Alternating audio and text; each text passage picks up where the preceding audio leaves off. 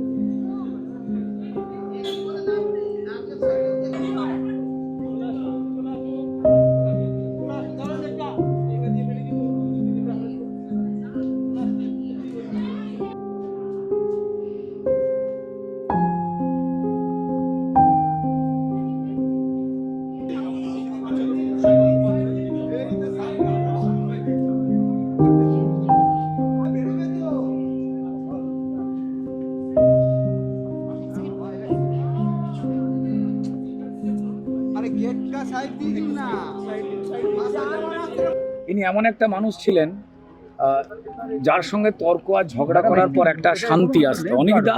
অনেকদাই তো এটা অপূরণীয় ক্ষতি। যারা বন্ধু, তাদের পরিবারের মানুষ, তাদের সমবেদনা রইল এবং তার সঙ্গে সঙ্গে যারা সিনেমা জগতের মানুষ রয়েছেন, অনেকদা নিজস্বতায় বাঁচতেন, আপোষের রাস্তায় কোনোদিন যেতেন না। যে ধারা তিনি দিয়ে গেছেন, বিজ্ঞাপনে তার সঙ্গে কাজ করেছি, বিজ্ঞাপন একটা অন্য ধারায় বিজ্ঞাপন বানাতেন, যা সবাই জানে। তার নাম বিজ্ঞাপন জগতের জন্যই অনেক বড় হয়। তারপর যখন তিনি সিনেমার কাজে হাত দিলেন, সেখানে ভূতের ভবিষ্যৎ এবং তারপর ভবিষ্যতের ভূতে আমার সঙ্গে কাজ করার কথা হয়েছিল। তিনি ফোন করে খুব অদ্ভুতভাবে বলেছিলেন, এই রুদ্র, তুমি আমায় চিনতে পারছো, আমরা একসঙ্গে কাজ করতাম। তো এটাই অনেকদা, তারপর এই খবরটা, তারপর অপরাজিত। অনেকদা নিজে, আমার মনে হয় যে অপরাজিত একজন মানুষ। কখনো মনে হয়েছিল রিসেন্টলি যে মানসিক অবসাদে ভুগছে? না, দেখা হয়েছিল লাস্ট কথার সময়। জাস্ট আমি বলেছিলাম, তোমার শরীরটা কেমন লাগছে? বললো, না রে, তেমন জুৎসই মনে হচ্ছে না, বুঝলি। এটাই অনেকদার মতোই উত্তর ছিল। লাস্ট মাস দেড়েক আগে একটি প্রিমিয়ারে, দাদা একটু সেই সময়তে মাস দেড়েক দুয়েক আগে একটা প্রিমিয়ারে দেখা হয়েছিল, তখন কথা হয়েছিল। খুব অল্প সময়ের জন্যই, শরীরটা খারাপ ছিল বলে চলে গেলেন। কিন্তু এই ঘটনা কেন কি, তার সঠিক তদন্তের মধ্যে দিয়ে নিশ্চয়ই উঠে আসবে। তার পরিবারের প্রতি সমবেদনা রইল এবং আমরা আমাদের বিশ্বাস করতে ইচ্ছা করছে না এই খবরটা। টলিউডে পরপর রহস্য মৃত্যু, রাহুল, তারপরে অনিক দত্ত, এটা কি বলবেন? দেখুন, মৃত্যুর ঘটনা তো অত্যন্ত যন্ত্রণার। তবে এটা বলতে পারি যে পরিষ্কার আমাদের এই যে নতুন সরকার রয়েছে এবং আমাদের সম্মানীয় মুখ্যমন্ত্রী, তিনি বারবার যে বার্তা দিয়েছেন, সেক্ষেত্রে কিন্তু কোনো কিছুকে আর চেপে দেওয়া হবে না, চাপা যাবে না।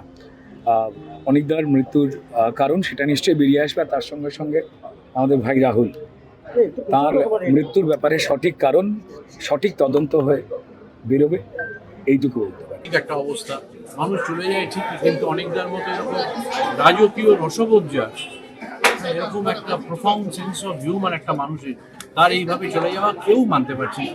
এখানে যারা মিডিয়ার আছেন তাদেরকে বলবো, যে চলে গেছে তাকে তো আটকাতে পারবেন না, কিন্তু তার পুরনো ইন্টারভিউ, তার ছবি, তার নিয়ে আলোচনা, এগুলো বারবার করে তাকে সেলিব্রেট করুন, যাতে মানুষের কাছে আরও এই দুঃখের সময়টা কোনো রকম ফাঁকা জায়গা না থাকে। অনিক দত্তকে রিপ্লেস করা অসম্ভব, কারণ তার সেই সেন্স অফ হিউমার আমাদের বোধহয় কারণ নেই। পরিচিত হিসেবে অনেকদা শারীরিকভাবে অসুস্থ ছিলেন, বহুদিন মারাত্মক অসুস্থ ছিলেন, সেই সবটাই জানি। অনেকদা ডিপ্রেশন ছিল, সেটাও জানি। কিন্তু এরকম না, তাই বলে এই ঘটনা ঘটে যাওয়ার মতো কোনো আঁচ আমরা পাইনি। এটা যদি সত্যি হয়ে থাকে যে যেটা শুনছি, তাহলে এটা আমাদের গোটা ইন্ডাস্ট্রির লজ্জা। তার অসংখ্য পূর্বগ্রাহী, তার সহকর্মী, তার যারা তার সঙ্গে কাজ করেছে, যারা তাকে তার সিনেমার মাধ্যমে জেনেছে, এবং আপরাইট, অনেস্ট, এবং তার নিজের শিল্পের প্রতি সে একইভাবে অনেস্ট থেকে সে কাজ করেছে। কিন্তু কিছু করার নেই, মারা গিয়ে সেটাকে আমাদের মেনে নিতে হবে। কিন্তু আরো অনেক কিছু তার কাছ থেকে আমরা পেতে পারতাম, সমাজ পেতে পারতো, বাংলার চলচ্চিত্র পেতে পারতো, দেশের চলচ্চিত্র পেতে পারতো। তো বলার নেই, শেষ কথা এটাই যে আমাদের বন্ধুটা চলে গেল। সে তো একমাত্র সেই বলতে পারবে বাবা, এমন সময় তার মনের অবস্থা তো একমাত্র সেই বলতে পারবে কি ছিল। এ তো আমি বলতে পারবো না। দেখো, সবারই রিপ্রেশন থাকে, সবারই কষ্ট থাকে। এখন কি ওকে হন্ট করেছে ঠিক সেই মুহূর্তে, কোনটা আর সামলাতে পারলো না, সে তো আর জানার উপায় নেই। দিন 7 আগে, 7-8 দিন আগে। না কি করে বুঝতে পারবো, বুঝতে পারা যায়? সাফার করছিলেন, অসুস্থ ছিলেন, কিন্তু আগেও কয়েকবার তো খুবই অসুস্থ ছিলেন, হাসপাতালে ভর্তি হয়েছিলেন। কিন্তু যাই হোক, এগুলো কি হয়েছে, কেন হয়েছে, আমার জায়গা থেকে এখন কি বলবো, কিছু সত্যি বলার অবস্থায় নেই।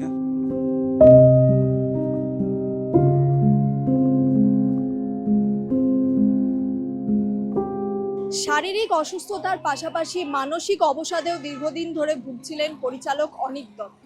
ইতিমধ্যেই অনীক দত্তের দেহ পাঠানো হয়েছে ময়না তদন্তের জন্য। অনীক দত্তের কন্যা বিদেশে, তিনি আগামীকাল ফিরবেন। তিনি ফেরার পর দুপুর 3টের পর তার সঙ্গে আলোচনার পর শেষকৃত্য শুরু হবে, এমনটাই জানা গিয়েছে। ক্যামেরায় ব্রতিনের সঙ্গে আমি বৃষ্টি, সংবাদ প্রতিদিন .in। ফলো করুন সংবাদ প্রতিদিন ডিজিটাল।